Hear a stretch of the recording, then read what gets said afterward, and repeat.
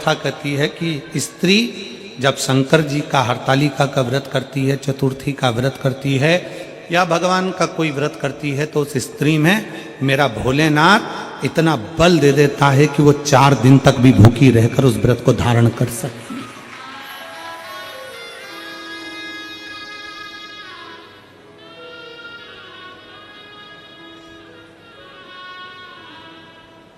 आजकल एक फैशन चला है,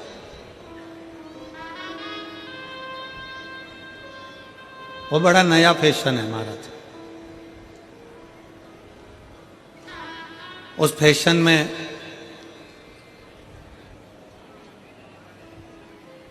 कई बेटे कई बेटियां नेत्र बंद कर कर बैठे हैं, माला पकड़ कर बैठे हैं, आंख में से आंसू झड़ रहे हैं और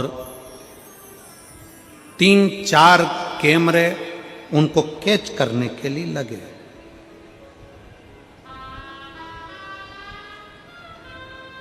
आंसू कभी कैमरा देख कर आते हैं क्या? जम के बोलो जरा, आता है? आंसू कब आता है? जब आप उसकी भक्ति में इतने डूब जाओ कि आपको अपने तन की भी सुध ना रहे, तब नयन से जो अश्रु बहते हैं वो परमात्मा के लिए बहते हैं, कैमरे में दिखाने के लिए नहीं बहते। वो कैमरे में दिखाने के लिए आंसू नहीं बहते। आज के जमाने में रील बनाने वाले ऐसे रील बनाते हैं कि उसमें आंख में से आंसू बहाते हुए उनके लिए 3-4 कैमरे लगे रहते हैं और वो आंसू ढलकाते रहते हैं और अपनी रील बनाते रहते हैं। और उस रील के माध्यम से ये विचार करें कि भगवान मिल जाए, तो मेरा निवेदन है, रील से भगवान नहीं मिलता, ओरिजिनल रोल से परमात्मा मिल जाता है। आपकी असलियत से परमात्मा मिले।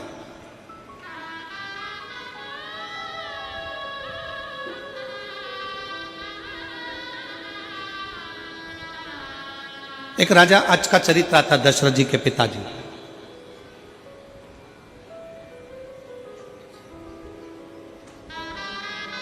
दशरथ जी के पिताजी राजा अज बैठे हुए थे। दोपहर का समय था, वो शिव उपासना में स्नान कर कर बैठ गए। उनकी धर्मपत्नी इंदुमती भी पास में बैठी हुई।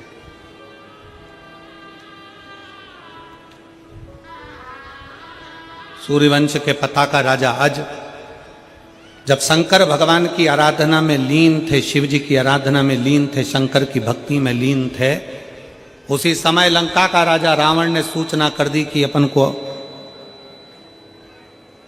अवध में अयोध्या पर आक्रमण करना। पूरी अयोध्या को अपन को बना लेना है अपना।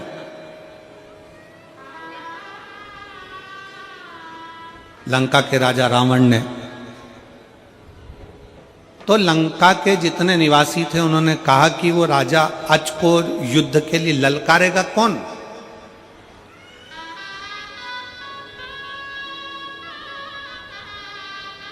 रावण ने कहा राजा अज को युद्ध के लिए मैं ललकारूंगा। चलो, जिस समय पर राजा रावण राजा अज के राज्य में गए और राजा अज शंकर भगवान की भक्ति में लगे हुए थे, उस समय पर लंका के राजा रावण ब्राह्मण का रूप रख लिया। मस्तक का मुकुट फेंका, गले में रुद्राक्ष तुलसी की माला धारण करी, त्रिपुंड लगाया, सुंदर रूप धारण कर कर लंकाधिपति रावण राजा अज जहां पूजन कर रहे थे, शंकर जी की आराधना कर रहे थे, वहीं पर पहुंच गए।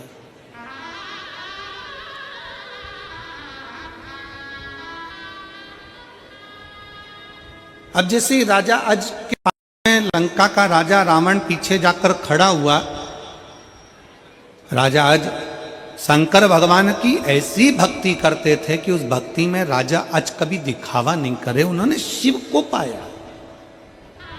और मेरा निवेदन है सभी शिव भक्तों से, शंकर जी के सभी श्रोता भाई बहनों से, शंकर की पूजन में, शंकर की कथा में और शंकर की कथा श्रवण करने में, शंकर के पशुपति व्रत करने में, शंकर के 16 सोमवार व्रत करने में, शंकर के सोमवार व्रत करने में, शंकर भगवान के पशुपति व्रत करने में, चाहे शिवरात्रि का व्रत करने में, सोमवार अष्टमी का व्रत करने में, प्रदोष व्रत करने में, मेरा सभी श्रोता भाई बहनों से निवेदन है, शंकर को एक लोटा जल चढ़ाने में कभी दिखावा मत करो, दिल से बाबा का भजन करो तो बाबा भी दिल से झोली भरना प्रारंभ कर दे।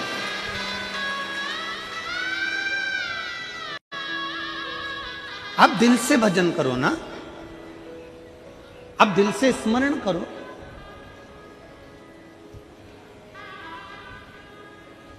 और फिर निवेदन है जो पहले कहा था आज फिर कहते हैं, ढोंग की जिंदगी जीने से अच्छा है कि ढंग की जिंदगी जियो। जिस दिन ढंग की जिंदगी जियोगे उस दिन शंकर तुम्हारा हो गया और तुम शिव के हो। शिव तुम्हारा और तुम शिव के। लंकाधिपति रावण पीछे खड़ा था, ब्राह्मण के कपड़े पहना था, ब्राह्मण का स्वरूप बनाया हुआ था और पूजन में राजा अज लगे हुए थे। राजा अज जब पूजन में लगे हुए थे तभी उसी समय पर राजा अज ने शिव जी का चढ़ाया हुआ जल हाथ में झेल लिया।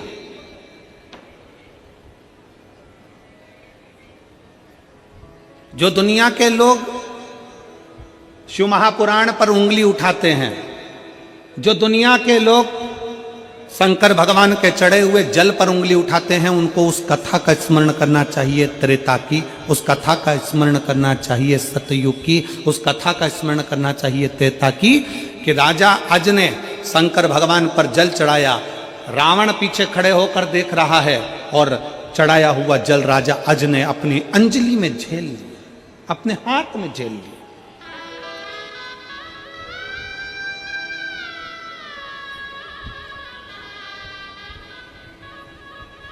उस जल को लेकर राजा अज ने वो जल पश्चिम में फेंक दिया, पश्चिम दिशा में फेंका, बैठे बैठे पश्चिम दिशा में फेंक दिया।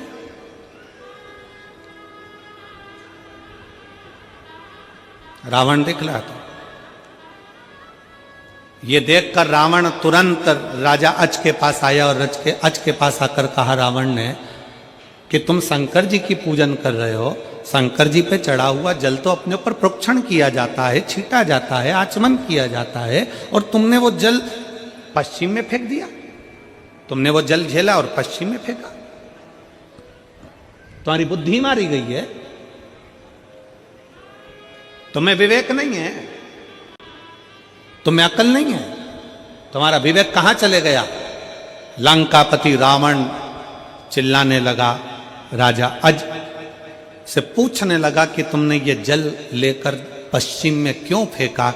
तब उसी समय पर राजा अज ने कहा, मैं शंकर जी को जब जल चढ़ा रहा था तब मैंने मंत्र का जब उच्चारण करा, उस उच्चारण में मुझे लगा कि कोई गाय पुकार रही है। सरयू जी से पश्चिम की ओर 4 कोस की दूरी पर एक शेर गाय को पकड़ने वाला था और मैंने शंकर जी का चढ़ा हुआ जल पश्चिम में उसी स्थान के लिए फेंक दिया। तो उससे हुआ क्या, उस जल से हुआ क्या। राजा अज ने कहा, वो शेर मर गया और गाय बच गई। शेर मर गया, गाय बच गई, ये हो सकता है क्या। शंकर पर चढ़ा हुआ जल अगर फेंका गया, पश्चिम की ओर डाला गया और तुमने जो अंदाजा कर कर डाला गया, क्या उससे गाय बच गई और शेर मर गया। हो ही नहीं सकता। रावण उसी समय पर तुरंत गया, पश्चिम की ओर 4 कोस की दूरी पर सरयू जी के 4 कोस दूर जाकर देखा, एक शेर मरा पड़ा हुआ था। राजा अज के हाथ का फेंका गया जल शेर को वहीं बैठे बैठे जब बाण के रूप में लग सकता है तो रावण को लग गया। इस शिव भक्त से लड़ना कठिन विषय है, इससे लड़ा नहीं जा सकता। इस शंकर के भक्त से लड़ना कठिन विषय है, शंकर का भक्त से लड़ा नहीं जा सकता। रावण अपनी सेना वापस लिया और लंका में चले गया। शिव महापुराण की कथा कहती है, जो शंकर के जल का विरोध करते हैं कि शिव जी का जल क्यों पी रहे हो, शंकर पर चढ़ा बेलपत्र क्यों खा रहे हो, शंकर के जल का आचमन क्यों कर रहे हो, उनसे निवेदन है एक बार त्रेता की कथा का स्मरण करिएगा कि जरा सा शंकर का चढ़ा हुआ जल केवल पश्चिम में डाला गया और वो बाण बनकर शेर को मार सकता है, तो याद रखना कि शंकर का चढ़ा हुआ जल आपके भी दुश्मनों का संहार कर सकता है। शिव पर चढ़ा गया जल आपके भी दुश्मनों का संहार कर सकता है। सारी समस्या का हल एक लोटा जल।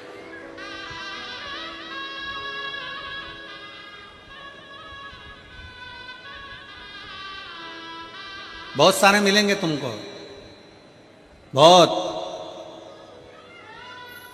दिन भर टीवी खोलोगे या मोबाइल में निकालोगे तो बहुत सारे मिलेंगे, और वो ये बोलते मिलेंगे कि जल मत पियो, बेलपत्र मत खाओ, ये मत करो, वो मत करो। क्यों? क्योंकि उन्होंने ठान रखा है ये जल नहीं पिए, ये दारू की दुकान पे जाके दारू पिए। उन्होंने ठान रखा है ये बेलपत्री नहीं खाए, ये मांस की दुकान पे जाके मांस खाए। अरे एक एक व्यक्ति को गर्व होना चाहिए कि हमारे घर का छोटे से छोटा बच्चा एक लोटा जल लेकर शंकर के मंदिर में जाकर उस जल का आचमन कर रहा है। हमारा बच्चा कहीं गलत जगह पर नहीं जा रहा।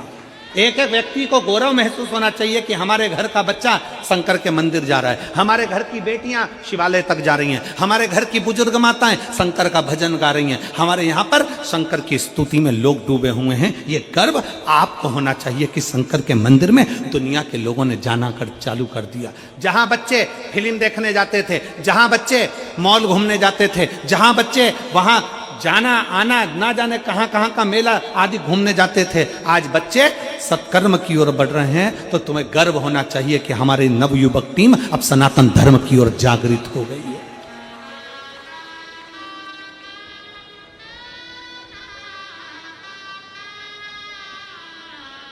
सनातन धर्म की ओर जागृत है। शिव पर चढ़ा जल हमारा बदल देता है कल। शंकर का चढ़ाया जल खाली नहीं जाता, वो कहीं ना कहीं हमारे जीवन में एक ना एक फल अवश्य प्रदान करता है। शिव महापुराण की कथा कहती है, राजा अज से जाकर पूछा जाए कि शंकर का चढ़ा हुआ जल मात्र छोड़ देने से लंकापति रावण अपनी सेना वापस ले जाता है। शिव महापुराण की कथा कहती है, शंकर पर चढ़ा हुआ जल अगर अपने घर के दरवाजे पर भी छीटा जाए, शंकर का चढ़ा हुआ जल अपने ऊपर भी प्रोक्षण किया जाए, शंकर का चढ़ा जल अपने घर में भी छीटा जाए, तो वो इतना फल प्रदान करता है कि जीव को उसके मार्ग पहुंचा कर ही रहता है। वो शिव तत्व है। अकाल मृत्यु वो मरे जो काम करे चंडाल का, काल उसका क्या बिगाड़े जो भक्त हो महा काल का। जो शिव की आराधना में लगा हो, शंकर की उपासना में लगा हो, शिव भक्ति में लगा हुआ हो, शिव स्मरण में लगा हो, उसको क्या सोचे।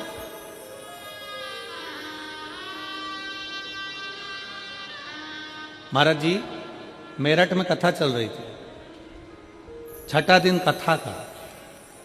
कथा चलते में किसी ने कहीं दूसरी जगह का वीडियो निकाला और वो वीडियो वायरल कर दिया कि महाराज कथा में, आप लोगों ने देखा होगा, देखा था आप लोगों ने कि वहां तो ये हो गया, ने भगदड़ हो गई, ने उपद्रव, उसने जारी कर दिया। वो पूरे न्यूज चैनलों पर चल गया और कथा लाइव चल रही है 1 बजे से 4 बजे तक। कथा का पंडाल भरा हुआ, लोग ऐसी कथा का रसतत्व ग्रहण कर। ऐसे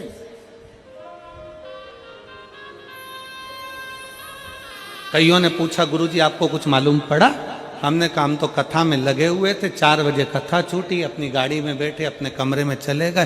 कथा करवाने वाला शंकर है, कथा बाचने वाला शंकर है, तो कथा में बैठने वाला भी शंकर है। वो सब संभालता, वो सब संभालता। और यही विश्वास है सनातन धर्म का, यही भरोसा है सनातन धर्म का, जो 13 जनवरी से लेकर 25 फरवरी तक कुंभ के मेले में करोड़ों करोड़ लोग पहुंचेंगे। लगभग 60 से 70 करोड़ भक्त उस कुंभ के मेले का दर्शन करने के लिए प्रयागराज पहुंचेंगे। हमारा सनातन धर्म दिखाता है कि 70 करोड़ एक साथ नजर आते हैं उस कुंभ के मेले में। यह सनातन धर्म कहता है। कहां से शिव भक्त आते हैं उस कुंभ के मेले में, कहां जाते हैं, कहां से शिव भक्त आते हैं शिव महापुराण सुनने के लिए, कहां जाते हैं, कहां से शंकर के भक्त आते हैं, कैसे आते हैं। ये लाखों की संख्या में पंडाल जो भरे हुए हैं, किसी पंडाल में पांव रखने की जगह नहीं है महाराज जी। सारे पंडाल भरे, पीछे के पीछे पूरे लोग रोडों पर बैठे हुए हैं, जगह नहीं है पंडालों के अंदर।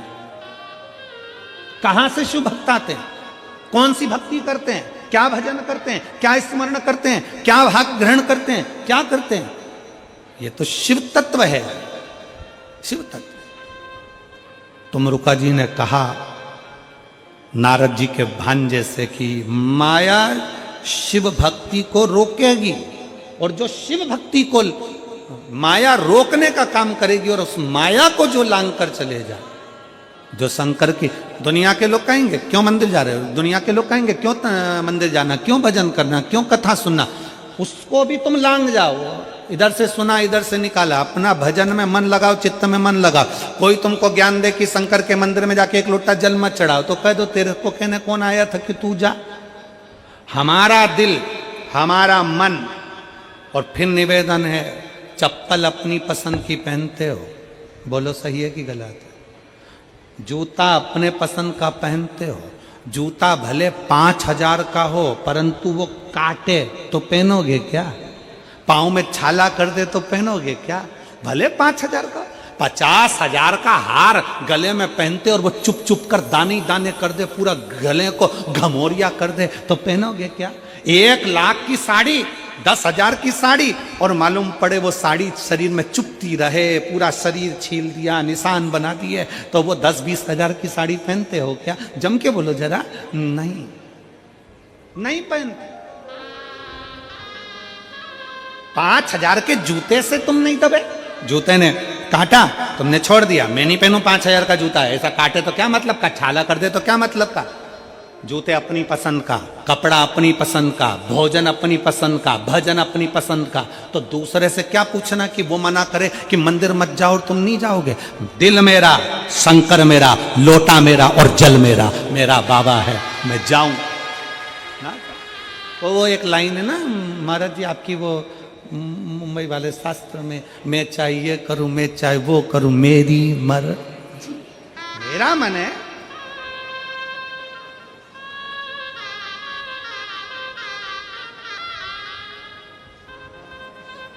कल एक पत्र था, अब इतने सारे पत्रों में वो ढूंढना पड़ेगा। सविता बेटी का वो पत्र था, नाम तो उस बेटी का स्मरण में है, सविता नाम था। उसने लिखा, मैं 11th क्लास में पहुंची,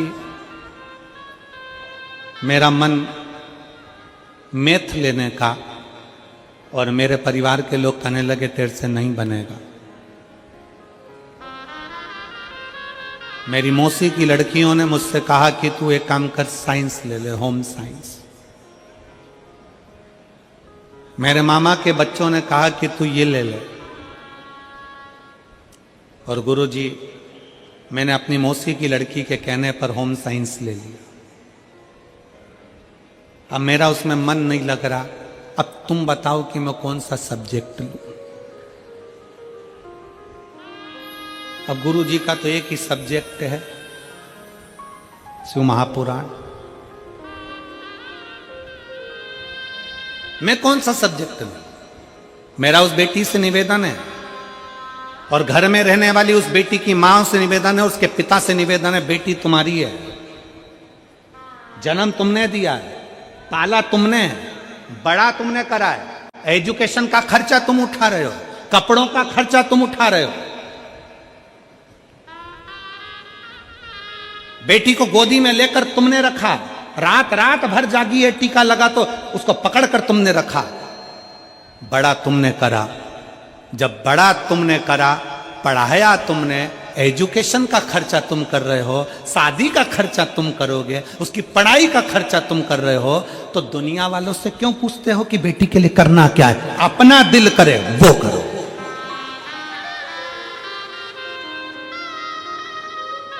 पड़ोसी तुम्हारा खर्चा उठा रहा है क्या? पड़ोसी तुम्हारी पढ़ाई का खर्चा उठा रहा है क्या? मौसी की लड़की पढ़ाई का खर्चा उठा रही है क्या? मौसी की लड़की कॉलेज का खर्चा उठा रही है क्या? मामा के छोरे खर्चा उठा रहे हैं क्या? बुआ के छोरे खर्चा उठा रहे हैं क्या? जब वो तुम्हारा खर्चा नहीं उठा रहे, तुम्हारे माँ बाप ने तुम्हें पाल पोस कर बड़ा करा, तो निर्णय लेने का भी अधिकार तुम्हारे माँ बाप का और तुम्हारा खुद का है। अपना निर्णय लो कि मुझे क्या करना। सेल्फ निर्णय होना चाहिए, अपना निर्णय होना चाहिए। हम दुनिया के प्रपंच में फंसे। लोग क्या कहेंगे, लोग क्या कहेंगे? लोग कुछ नहीं कहेंगे, मरने के बाद राम नाम सत्य कहेंगे। लोग क्या कहेंगे, लोग क्या कहेंगे? और वो लोग क्या कहेंगे, लोग क्या कहेंगे, उसी के चक्कर में तुम उन्नति की सीढ़ी पर नहीं चढ़ पाए। जहां खड़े थे वहीं की वहीं खड़े हो, वहीं की वहीं। यहाँ 2-2, 3-3 विधायक बैठे हुए हैं, महापौर बैठे हुए हैं। और मैं एक बात कहना चाहूँगा, इनसे भी पूछना, जब ये विधायक का चुनाव लड़े होंगे, कई लोगों ने कहा होगा सामने वाला ऐसा न वो ऐसा न वो वैसा, पर इनने कह सोच लिया, ठान लिया, मेहनत अपनी है, लगन अपनी है, कर्म अपना है, और अपन ने अच्छा करा होगा तो दुनिया अपना साथ देगी। आपकी लगनता से आप आगे बढ़ते हो, कोई दुनिया को लगनता का भाव होता है। जब आप ही अपने अंदर से टूट गए, आप ही अपने विचार में टूट गए, आप लोग अपने अंदर से टूट गए, नहीं मैं मेथ नहीं लूंगी, एक पत्र है, पढ़ लो।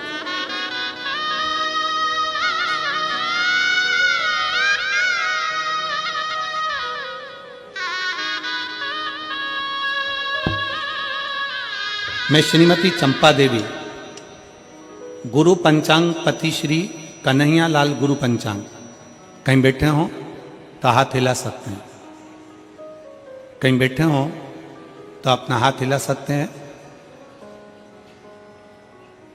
श्रीमती चंपा देवी गुरु पंचांग, पति श्री कन्हैया लाल गुरु पंचांग।